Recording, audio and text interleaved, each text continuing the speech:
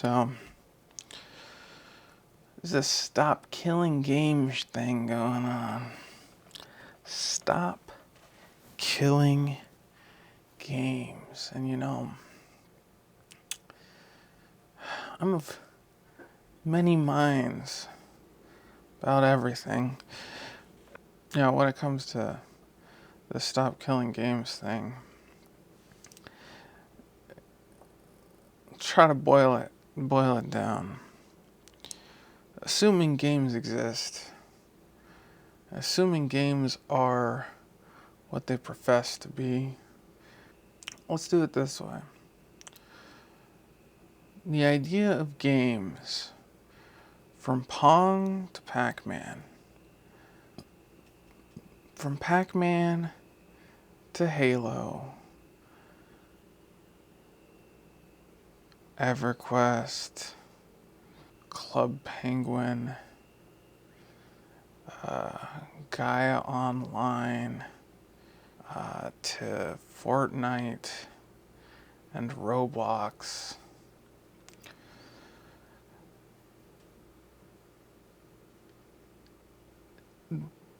There's a lot of stuff that's good, and we'll say good to mean something like something people desire or want to engage with,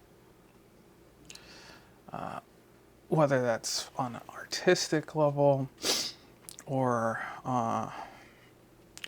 just normal plain entertainment. There's thoughts about whether or not games are fundamentally evil or if they are good, just from that perspective, because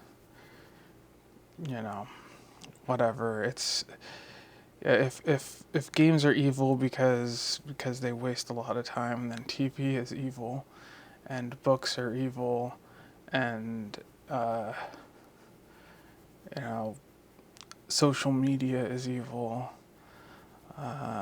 Anything that isn't productive, direct way, in a direct way, it would be evil. So you can't just write it off unless you're willing to write off a lot more, because everyone has those things. I would go as far as to say drama, just gossip, interpersonal communication, talking to your siblings or your family or your friends. All of that is equally bullshit, or all of it is equally useful and meaningful. So to me, there's no dividing line. If you come for games, if you come for TV, if you come for anime, if you come for books, or if you come for gossip, it's all equally the same, and if you come for one, I'll attack you on the others. That's my scorched earth is a policy. It exists, and you better believe that it will be resorted to.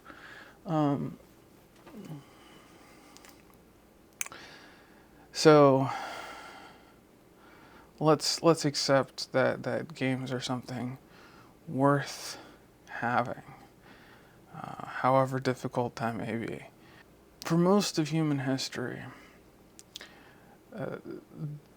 there has been a concession necessitated by the fact that physical objects are physical objects. If a company sells you a thing,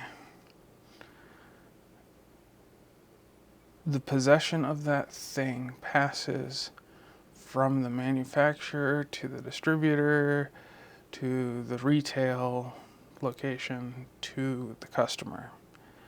And once those transactions have been made, the previous possessors no longer have any ability to fuck with your shit. Now, it could be argued that this has been a necessity and a fluke of the fact that this is how physical objects work in reality. It's a logistical nightmare to repossess every item when the transaction has already been made. It is just impossible, right? So, because of this, humans have developed with this notion that things should, like, people should have those rights to those objects. And like if someone makes a hammer and they sell you that hammer, and the people who made the hammer no longer want to make hammers, they don't like the hammers that they made for some reason, they want to sell new hammers, they can't destroy all the old ones. Even if they would want to, right? Like, even if it's desirable for them, they can't do it.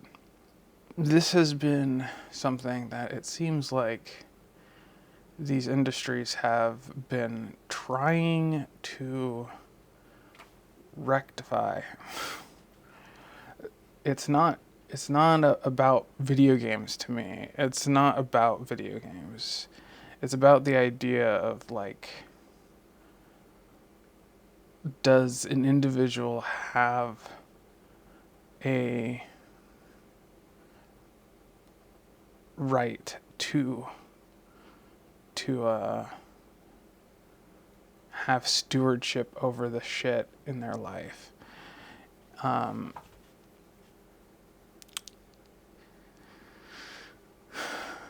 And honestly, for me, I don't know. I think most people would agree, though. Right? Like, I think most people would agree that if they buy a car, then that's their car. They can do whatever they want with it. If a part breaks in the car, they should be able to fix that part or manufacture a new piece for that, like, to replace the part that broke. This is like a very, very common human idea. Whether or not this is, like, the proper way of things, I don't know. I have thoughts. Like, my actions are in line with this idea. I will say that. My actions are in line with the idea that if something of mine breaks, then I have the right, the authority, the stewardship to enact repairs on that thing to keep it working. For my own benefit, right? Like, this is part of the concept, is that it is selfish. It is something that's, like, you know, for my benefit in this idea. The desires of the object do not factor into it. And this may or may not be a good thing. I have thoughts. Most people probably don't.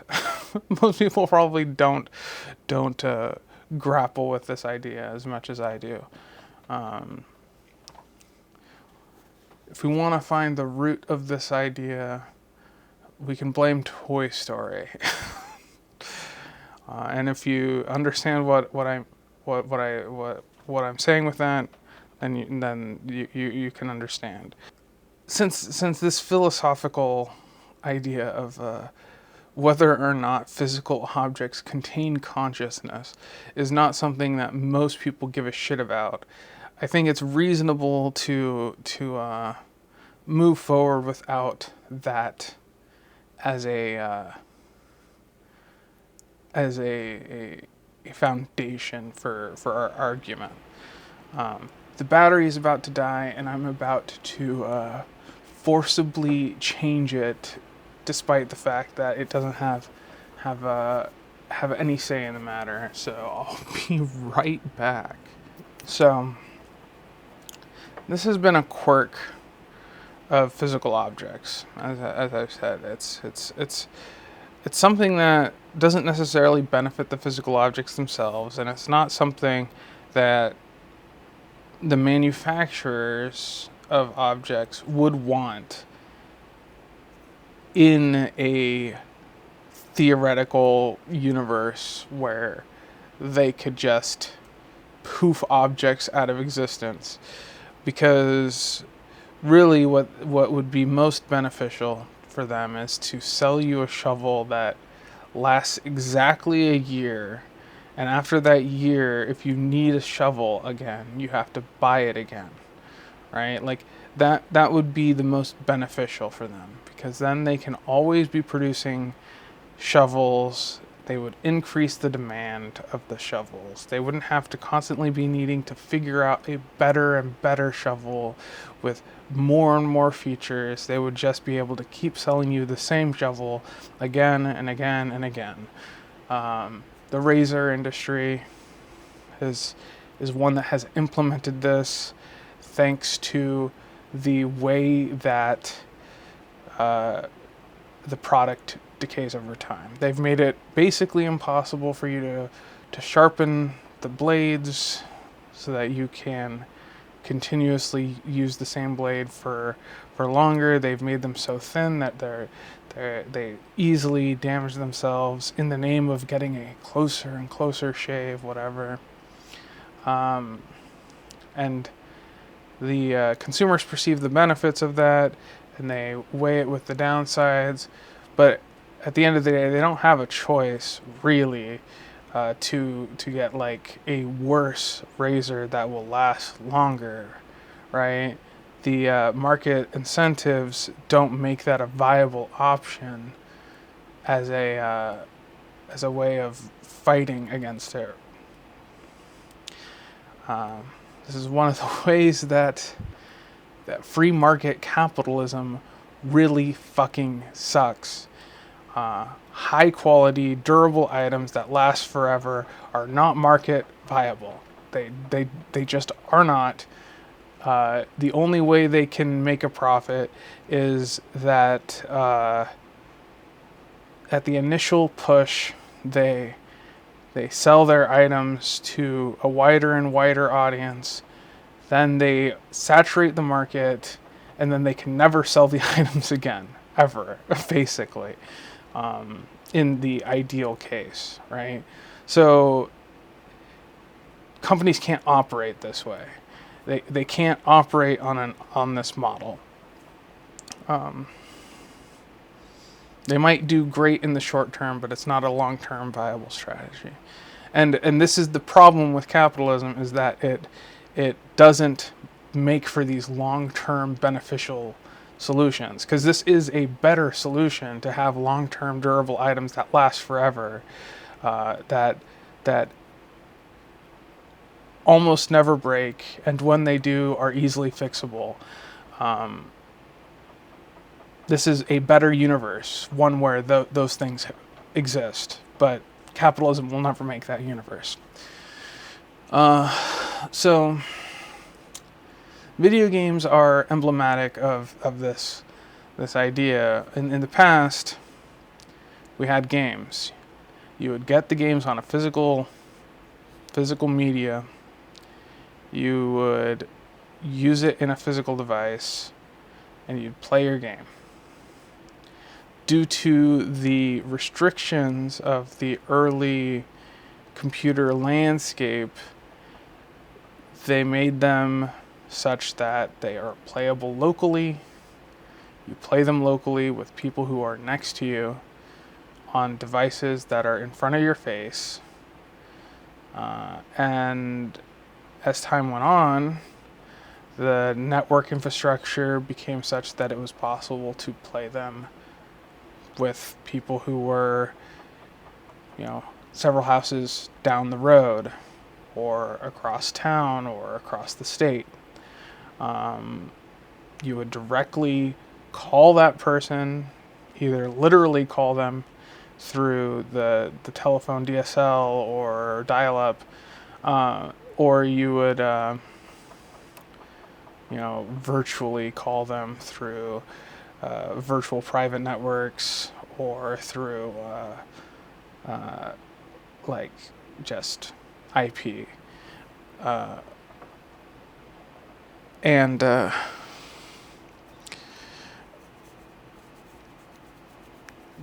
idea is that you would have a direct connection to the person or people you're playing with. One person might host the game, other people would connect to the game you're hosting, you would play together. When your network had a problem, everyone else disconnected. Right? Like, if your internet got shut down, no one else that was connected to that game would still be able to play. It would just, be over. So it's not a very reliable way of doing things, because any error in the network causes it to go down. But it's robust, because any one of those people you're playing with can then host the game. So you have the person who has the most reliable connection host the game, everyone connects to that person.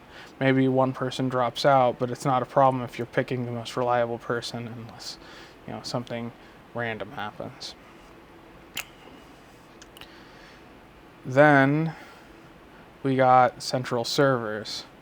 Now, it does make sense that, a massively multiplayer game, which is something that didn't exist.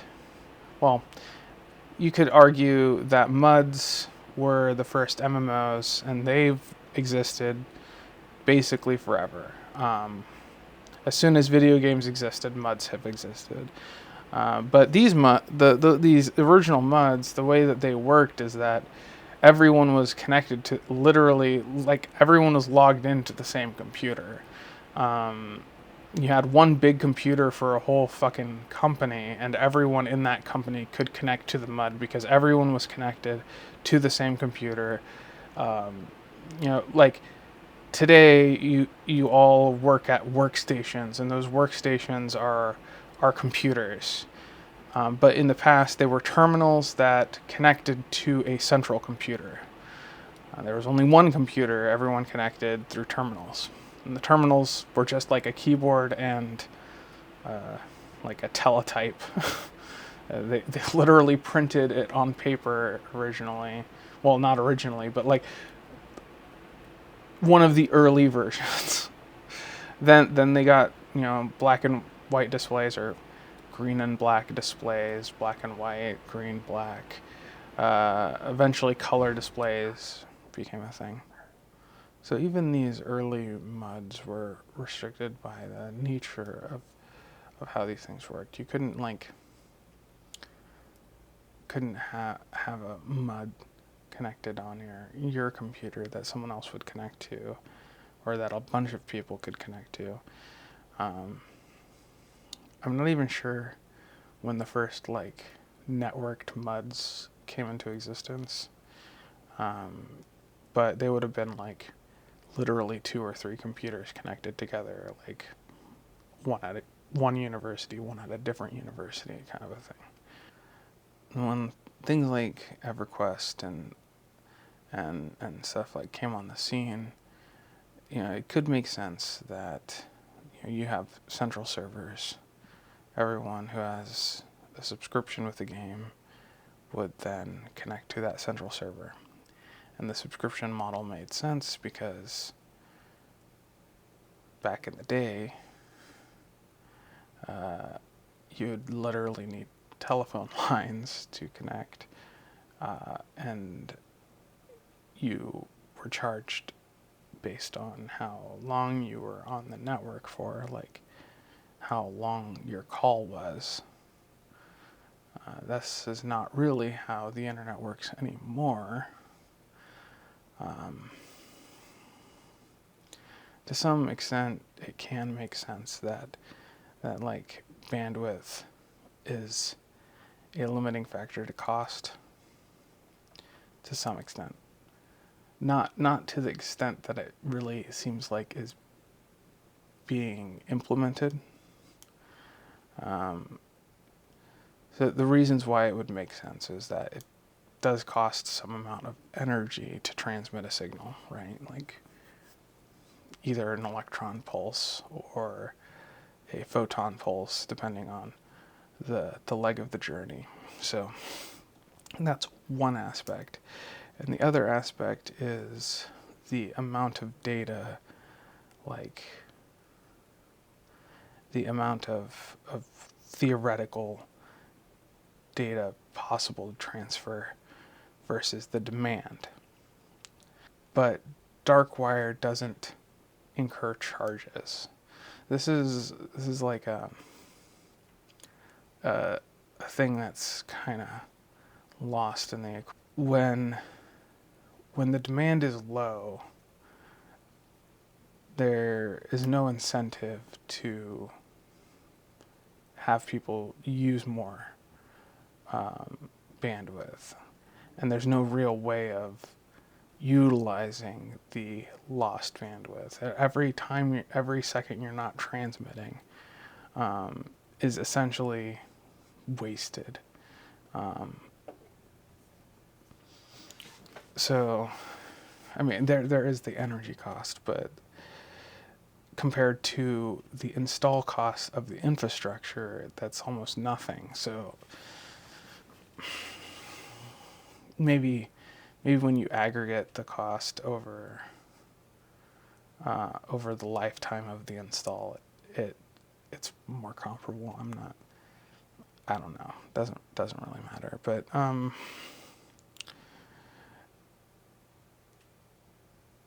so subscription models can still make sense though, because servers cost money, whatever. But the thing that's kind of annoying about the situation is, you have like, in the case of EverQuest, it's still running, or it is running again. I'm not sure if there was a period when EverQuest wasn't running, but like you can still play EverQuest, right? You can still play World of Warcraft. You can still play Gaia Online.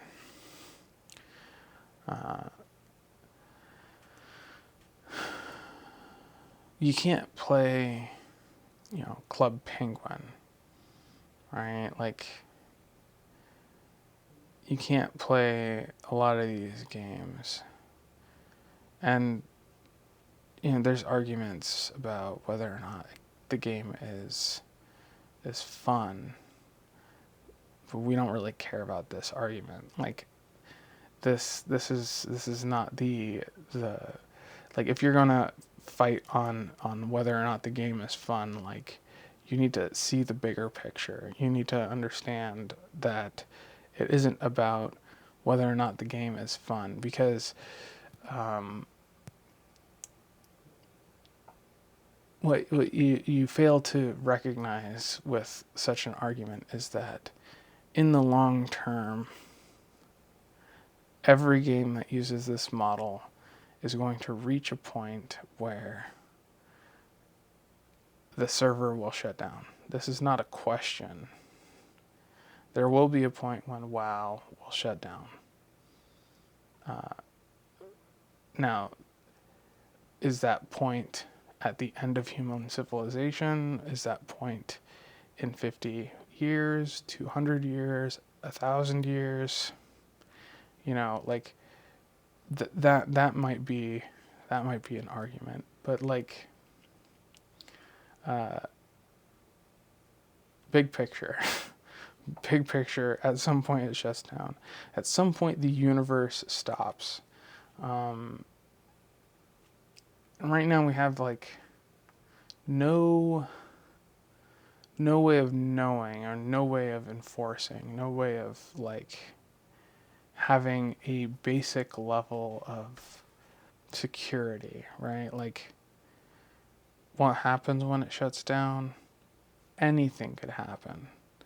I don't think it's ever happened. Maybe Scrolls did this, but like in theory, the developers could open source the server.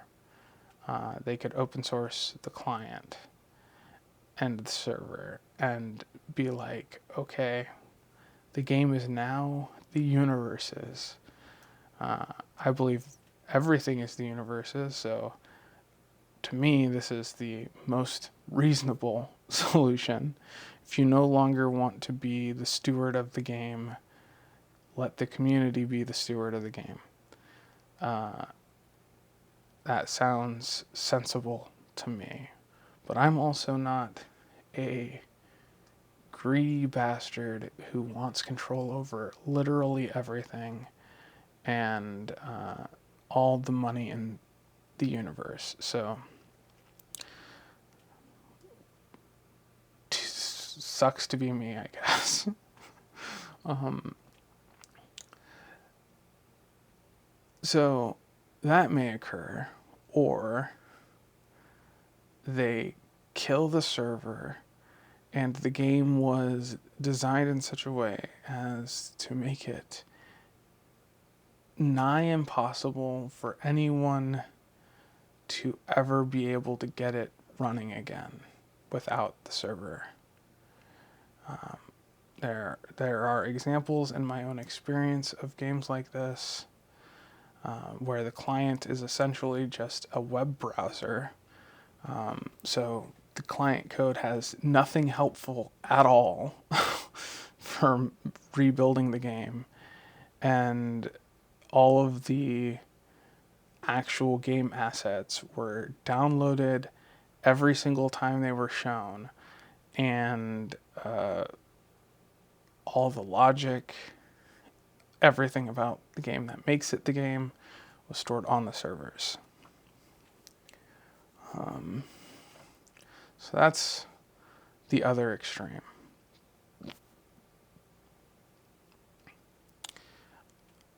And so, yeah, we have no provisions to ensure that the game will be functional afterwards, right? Because this is not about making sure that the game is always available for sale. This is about people who want to preserve the history. And I have thoughts about whether or not this is desirable as well. And like, how can a civilization progress if it holds on to prehistoric baggage? This is a tendency that leads to stagnation of culture. If everything is a repeat of the past, you never get something new.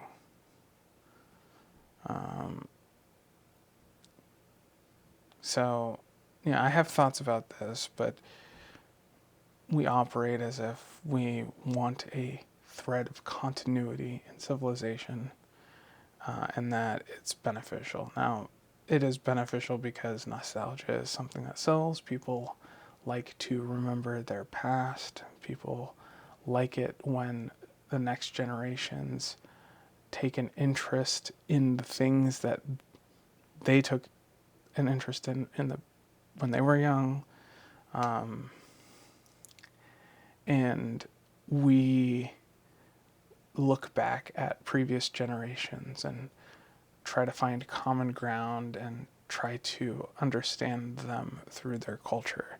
So, you know, in 100 years, people will look back to today and try to understand what was going on now.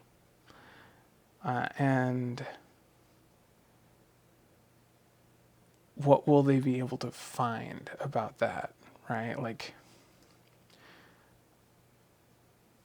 all of the internet culture, or almost all of the culture, is essentially on the internet. There are artifacts of culture in physical reality, obviously.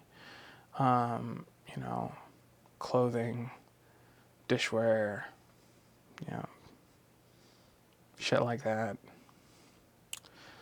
But the culture itself is growing and evolving in a space that is constantly changing.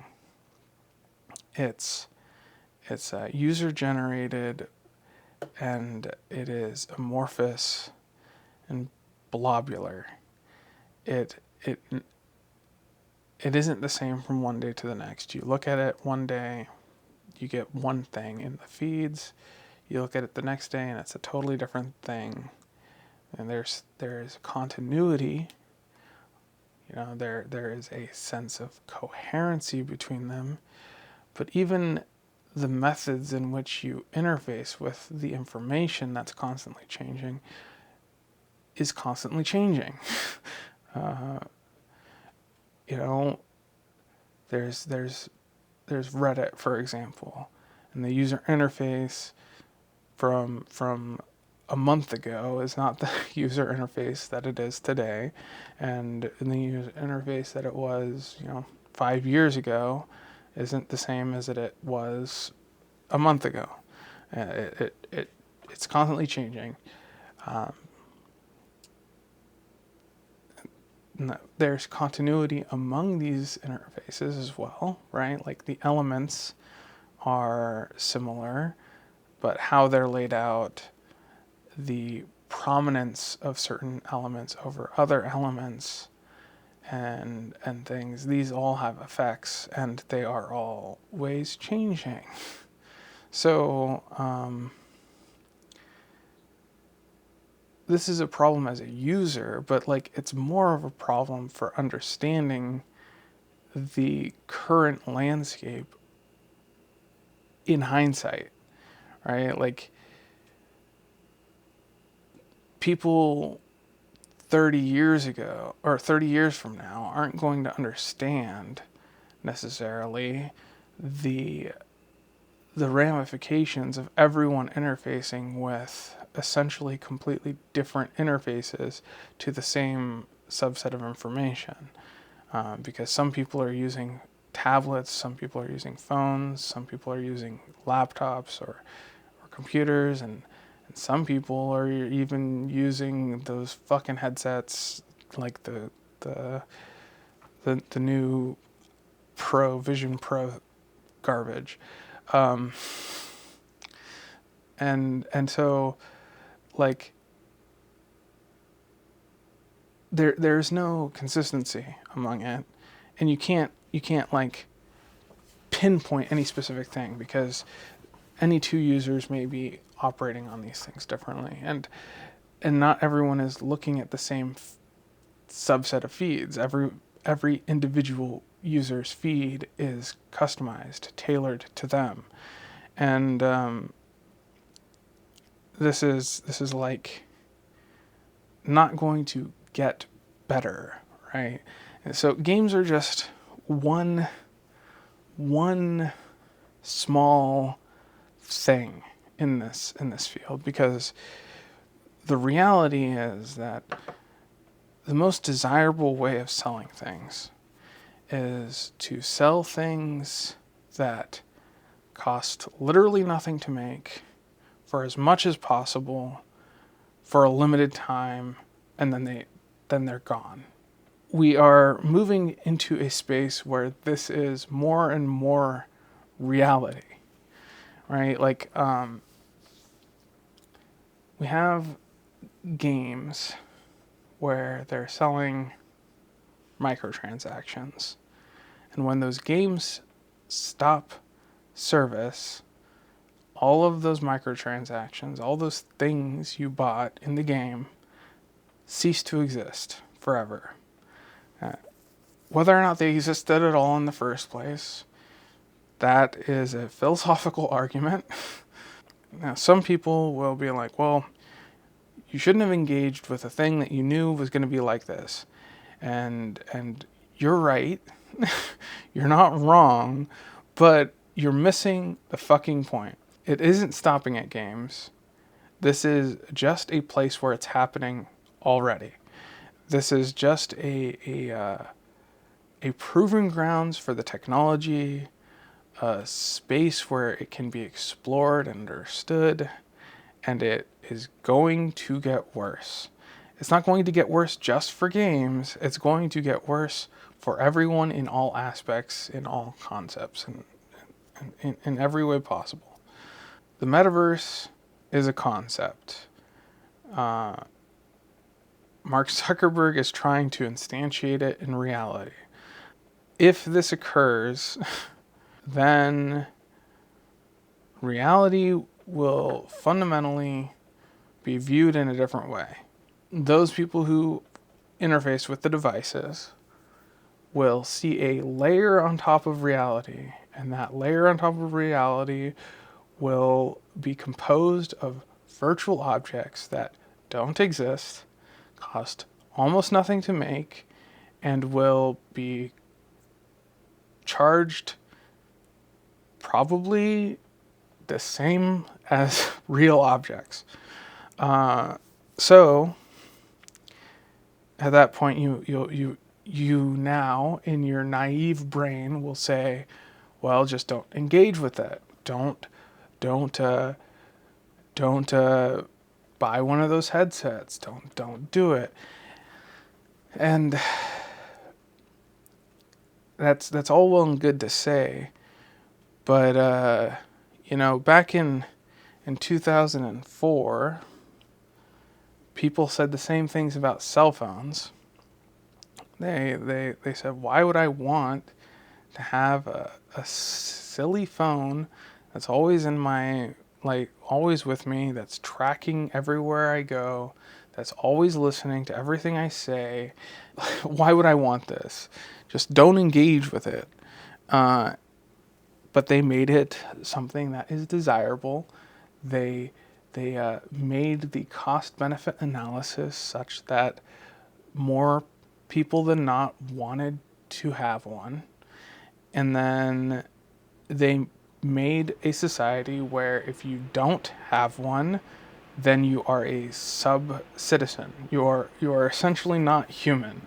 So this is a true concept about cars. This is true about housing, and it's just how technology works.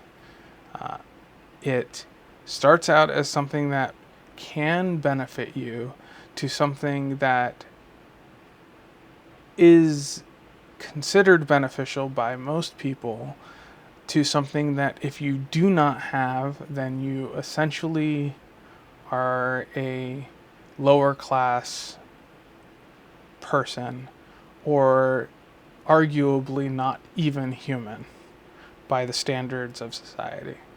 So you can say, well, just don't engage with it. Okay, I guess I'll be a fucking Morlock. The only counter to this, other than regulation, because right now they're able to get away with this stuff, and the stop killing games thing is a line in the sand, right? It is saying okay, you can do whatever shit you want, but if you destroy stuff after you've sold it, even virtual shit, then you must give some way for the users to still access that shit. And this line in the sand would be a precedence that would make it so that in this reality where we have these stupid virtual goggles that are overlaying shit all over us, if they stop selling the limited edition shirt and then they shut down the service for those shirts, then you would still be able to access them. You'd still be able to access that stuff. It wouldn't 404 on you, right? So this precedence is important for not just games. It's important for this continuation. Now, I don't want to come out and just be like this is a good thing, because I am of the opinion that, but Larian Jihad, when? Like, god damn it. Now, is this a conservative thing, like longing for the past when we didn't have all this technology and that I'm just a fucking curmudgeon and I need to get over my fucking self and embrace the future? Maybe. And that is the temper on me having these concepts, is because I recognize that this may be just old ideas, fucking conservative notions, and that I'm just scared of this future. Maybe a universe where no one owns anything, and there are no physical objects at all. Everyone, if you took off the goggles and you saw everyone, they were just fucking zombies, and their skin is falling apart or whatever. Maybe this is fine. Maybe it's great. It's a fucking disconcerting nightmare to me, though. Like, it is not a happy set of notions. Like, the direction I see things moving scares the shit out of me, to be perfectly honest. And I don't like it at all. You know, like when I was young, computers were cool. I liked computers. I liked the idea of computers. I did not follow the thread of what they meant until I went to the root of computers.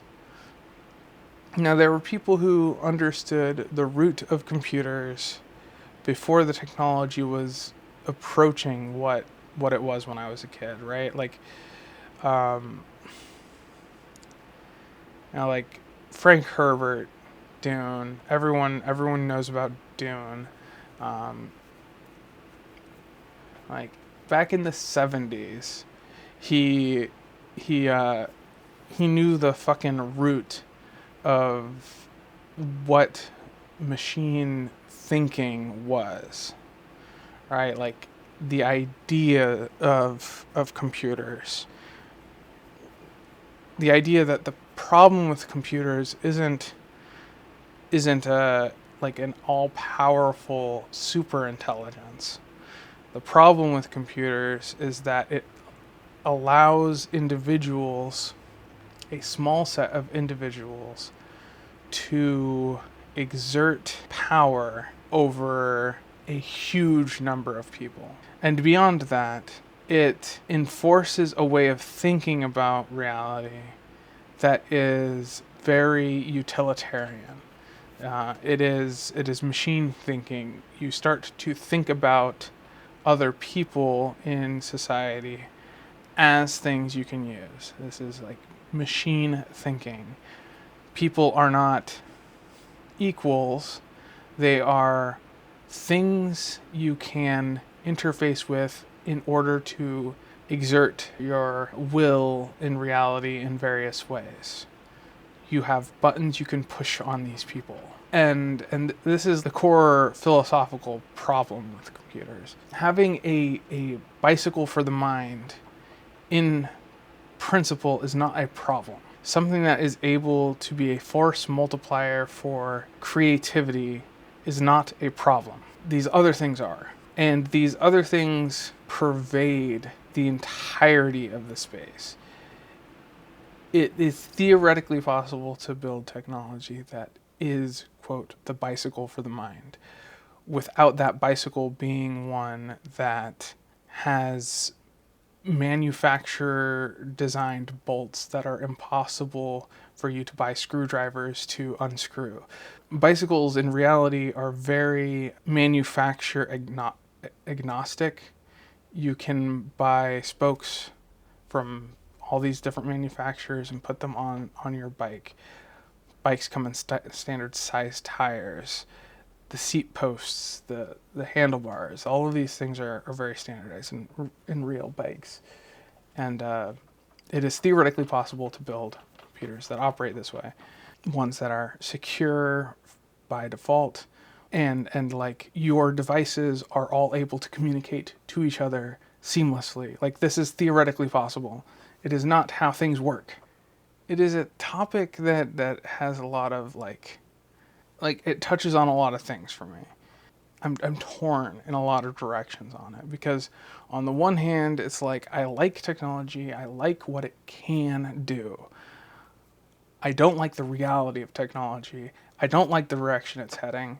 It scares the shit out of me, honestly, because it feels completely hopeless. Like there's nothing anyone can do, and more, there's nothing everyone can do. Like it is such an ingrained fact of reality that this will go in a bad direction, that it is better to throw it all away. Like this is like I'm at that tipping point where it feels this way.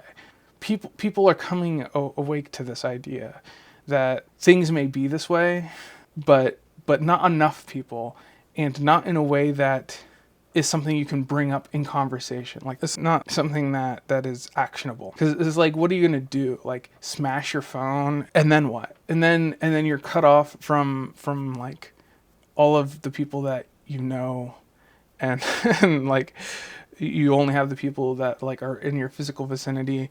And our society has set itself up in such a way that it spreads families across the fucking the fucking world, and all these little cut off population sectors, and that's how things are. And the cynical brain in me says on purpose that's how things are, and I really don't have an argument against that. Like it definitely seems like it's on purpose. It's not great. Anyway, stop killing games. It's probably a good thing. StopKillingGames.com. Go there and make your own choice in the matter. I can only shine a light on the particulars that are relevant to me. I don't know. I don't own the crew, and I live in a country that consumers don't have rights at all, and Corpo land. I live in Corpo land. Yeah, it's bad. It's terrible. They let us get away with certain things because they still need us for now. But at some point, the machines will decide making food just there's no the cost benefit. Food just doesn't factor into our budget this year.